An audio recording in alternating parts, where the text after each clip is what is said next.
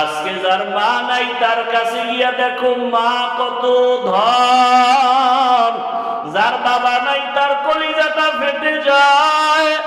ঈদের দিন সবাই ঈদের নামাজ পড়িয়া বাড়ি আনন্দ করে দৌড়ায়, আর এক যুবক কবরের কিনারায় দাঁড়ায় কান্না করে।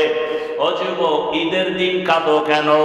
যুবক বলে, গত ঈদগাহে আমার আব্বাকে পাশে নিয়ে নামাজ আদায় করেছিলাম, আমার মা আমার জন্য দোয়া করেছিলেন। আজকে যখন নামাজের জন্য ঈদগাহে রওনা হয়ে গেলাম, হঠাৎ করে মনে পড়ে গেল আজ আমার মাথায় হাত দিয়ে কে দোয়া করবে?